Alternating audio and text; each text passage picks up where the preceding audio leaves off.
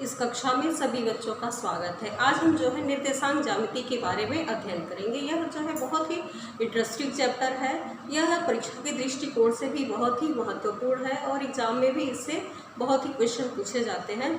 तो यह इसका यूज जो है हम देखेंगे कि ये भौतिकी के क्षेत्र में, भूकंप मापी ज्ञात करने में, कंप्यूटर के क्षेत्र में, इंजीनियरिंग के क्षेत्र में, कला के क्षेत्र में या फिर किसी भी तरह के ग्राफ वगैरह खींचने में हम निर्देशांक ज्यामिति का यूज करते हैं।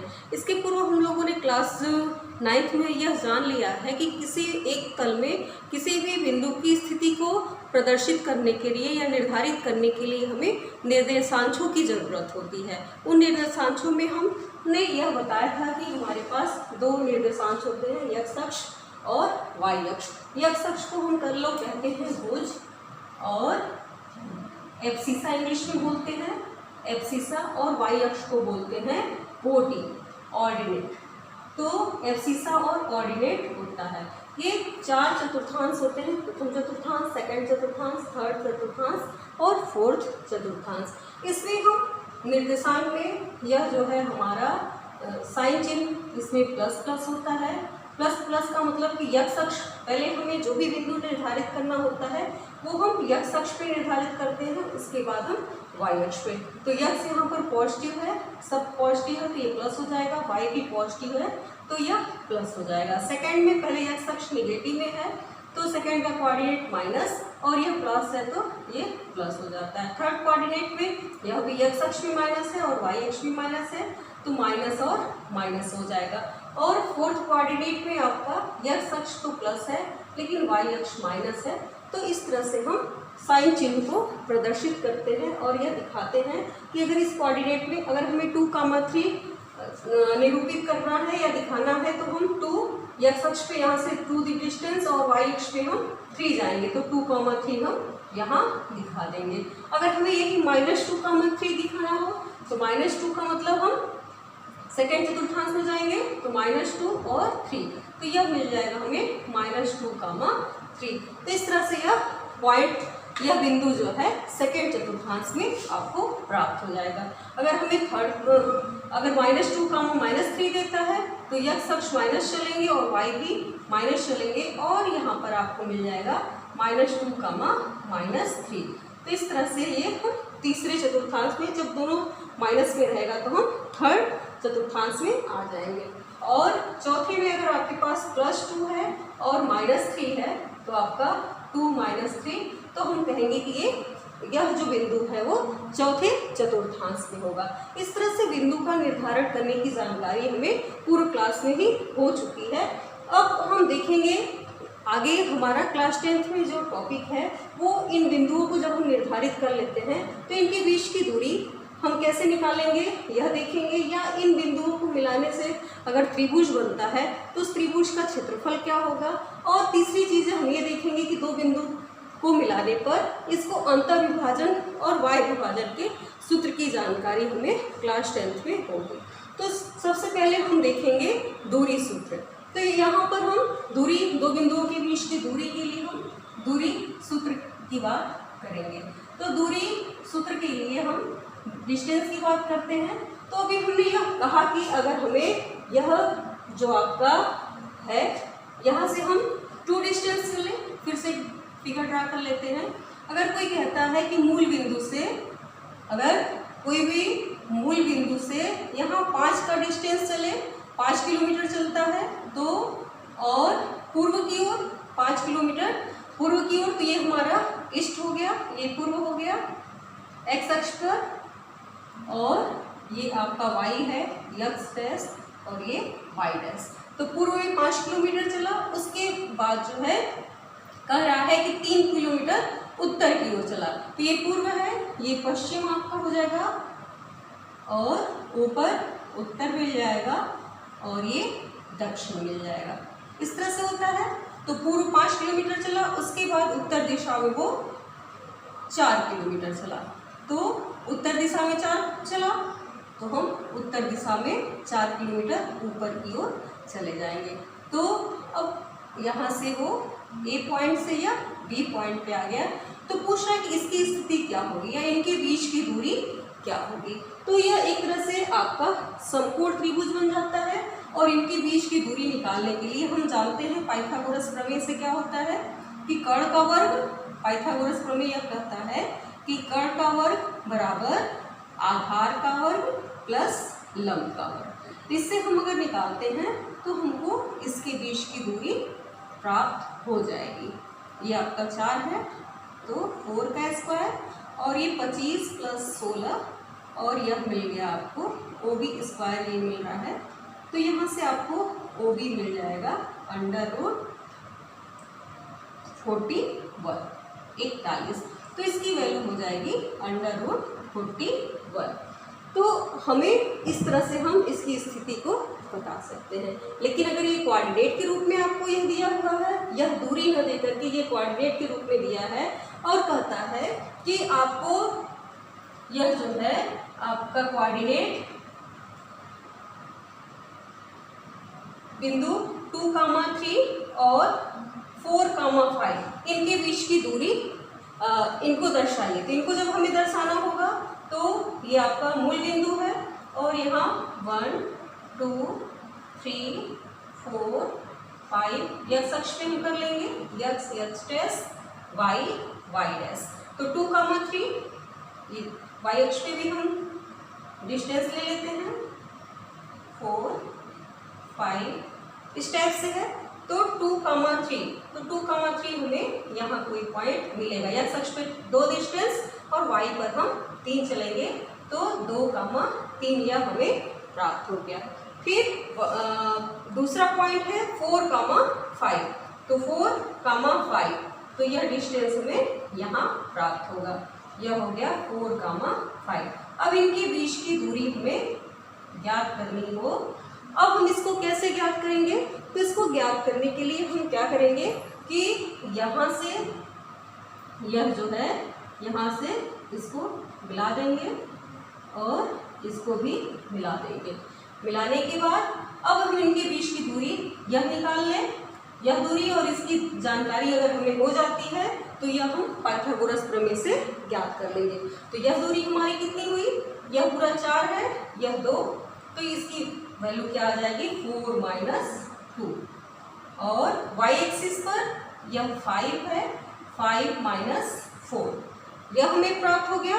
इसका मतलब ये 1 मिल गया और यह 2 मिल गया। तो इनके बीच की दूरी अगर ये AB है तो AB स्क्वायर इक्वल टू या AB इक्वल टू मिल जाएगा आपको 4 - 2 का स्क्वायर या AB स्क्वायर बराबर 4 - 2 का स्क्वायर प्लस 5 - 4 का स्क्वायर। तो इस तरह से यह हम पा लेंगे 2 का स्क्वायर प्लस 1 का स्क्वायर और 4 + 1 5 मिल गया।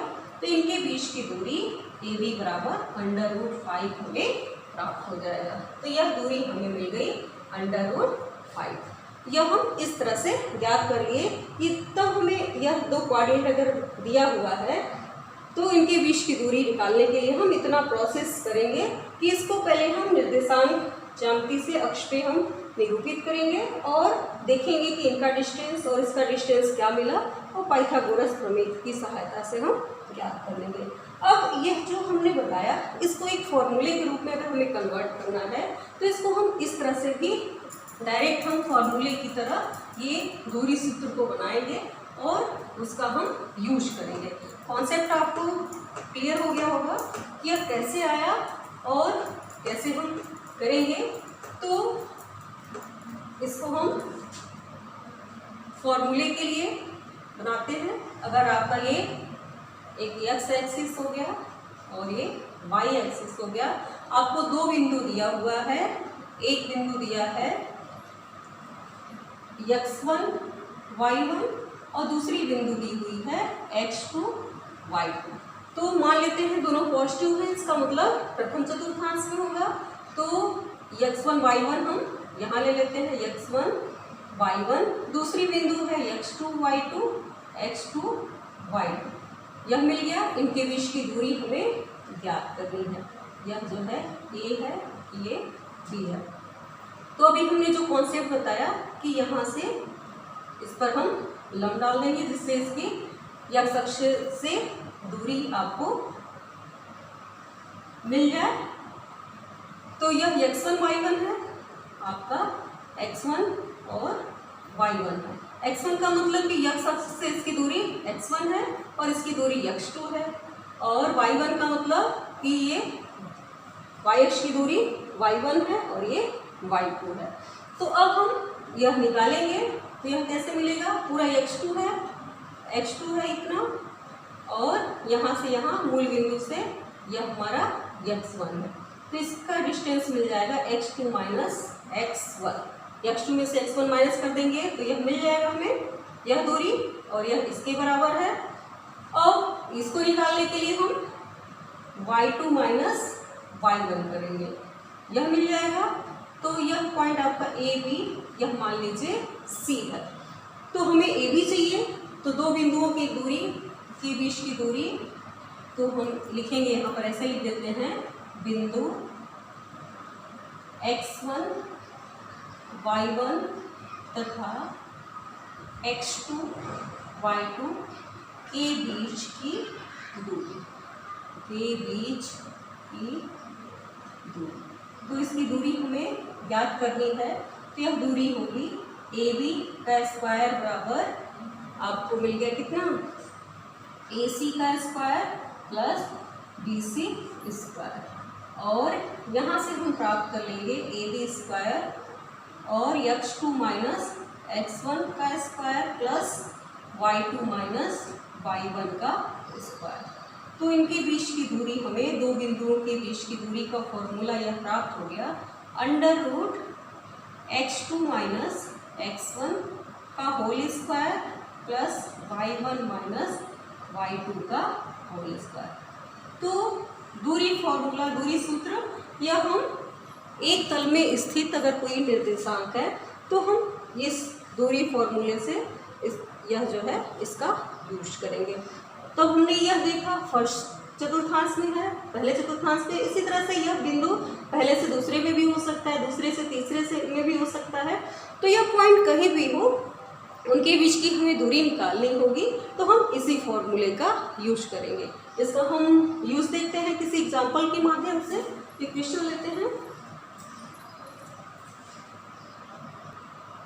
ये एक एग्जाम्पल है जिसके माध्यम से हम इस दूरी फार्मूले को देखेंगे। तो यह क्वेश्चन में दिया हुआ है कि दर्शाइए कि बिंदु 1 7 4 2 और -1 -4 4 एक वर्ग के शीर्ष हैं।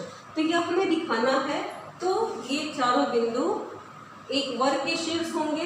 तो इसके लिए अगर हम कोऑर्डिनेट भी दिखाते हैं तो आप अगर इसको ड्रा करते हैं तो इस तरह से इसको हम खींचेंगे और यह आपका मिल गया x डैश y और y डैश।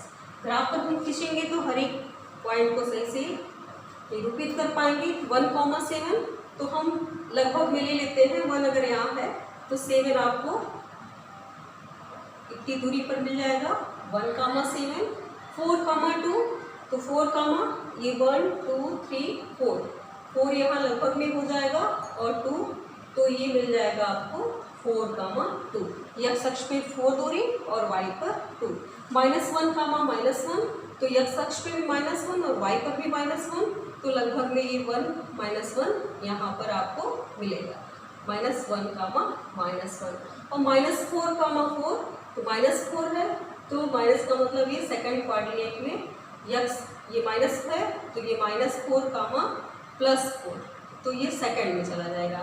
तो -4 और +4 तो ये यहाँ मिल जाएगा -4, +4। तो इसको हम लगभग में इस तरह से ड्रा कर लिए। अब इन चारों पॉइंट को हम मिला देते हैं तो यह हमें जो प्राप्त हो रहा है इसको हमको प्रूफ करना है कि यह एक वर्ग है। तो जब हम सही से ग्राफ बनाएंगे तो एक वर्ग जैसा आपको दिखेगा, तो लगभग में आप वैसा ही बना पाएंगे। तो हम लगभग में वैसे बना दिया जा रहा है। तो इसको हमको सिद्ध करना है कि ABCD क्या है, एक वर्ग है। ABCD डी एक वर्ग है। तो वर्ग को प्रूफ करने के लिए हमको क्या दिखाना होगा कि अगर कोई भी एक वर्ग है, यह आकृति जो अगर वर्ग की होगी तो वर्ग में क्या होता है कि वर्ग की चारों भुजाएं आपस में बराबर होती हैं और इसके विकर्ण जो है ये विकर्ण भी एक दूसरे के बराबर होते हैं। कहने का मतलब कि ए बी बराबर बी सी बराबर ए सी बराबर A B B C C D और ए डी, ये चारों भुजाएं बराबर होंगी और विकर्ण आपका ए सी बराबर बी डी यह होगा, तब हम कहेंगे कि यह जो आकृति वर्ग का है और हम यह सिद्ध कर पाएंगे।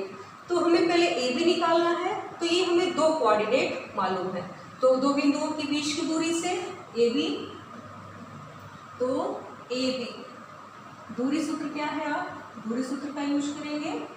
दूरी सूत्र यह कहता है कि डी या A B equal to under root x2 minus x1 का whole square plus y2 minus y1 का होल स्क्वायर। यह होता है दूरी किसकी निकालनी है, ए बी की निकालनी है। तो ए बी बराबर आपको मिल जाएगा, हम एक x2 ले लेते हैं, तो x2 आपका हो गया 4 x1 माइनस 7 का होल स्क्वायर और y2 आपको मिल गया 2 y1 7 का होल स्क्वायर। ये 1 है, 4 माइनस 1, यह x 4 और यहाँ x 1।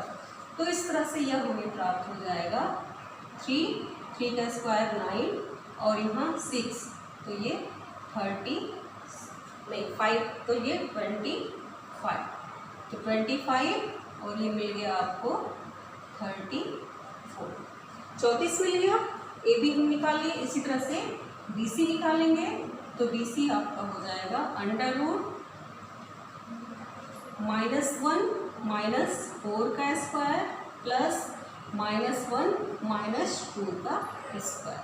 तो इसमें हम x1 y1 यह हो गया, x2 y2 ये, तो वो हम डायरेक्ट इस फॉर्मूले में रख दे रहे हैं, तो यह हमें मिल जाएगा। तो -5 का स्क्वायर प्लस -3 का स्क्वायर, तो इस तरह से यह मिल गया हमें 25 और प्लस 9 और यह हो गया 30, 34 मिल गया अंडर रूट, दो भुजाएं बराबर हो गई। तीसरी सी डी हम निकालेंगे, तो ये आपका x2 हो गया -4 x1, ये माइनस है तो माइनस माइनस +1 का होल स्क्वायर और y2 क्या है 4 माइनस माइनस +1 का स्क्वायर।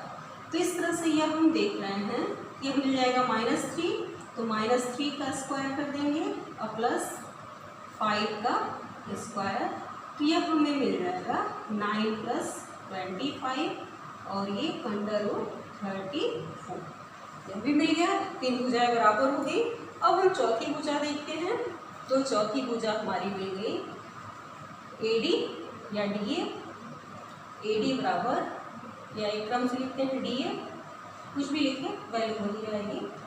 तो डी ए आपको मिल गया x2 1 माइनस माइनस प्लस का होल स्क्वायर प्लस 7 माइनस 4 का होल स्क्वायर और यह 5 का स्क्वायर 25 और 3 का स्क्वायर 9, तो ये भी मिल गया अंडर रूट 34। तो इस तरह से हमने देखा A B B C C D और डी ए चारों बराबर है। अब इसके विकर्ण भी आपस में बराबर होने चाहिए, तो विकर्ण जो निकालेंगे, ये तो भुजा निकाले थे, अब विकर्ण हम निकालते हैं, विकर्ण ए सी, तो ए और सी पॉइंट ए सी हमें निकालना है, तो ये हो जाएगा अंडर रूट -1 और -1 का स्क्वायर और प्लस y2 -1 -7 का स्क्वायर, तो ये हमें प्राप्त हो जाएगा -2 का स्क्वायर मतलब 4 प्लस 64, 8 हो जाएगा, तो 64 और 4 68 मिल गया।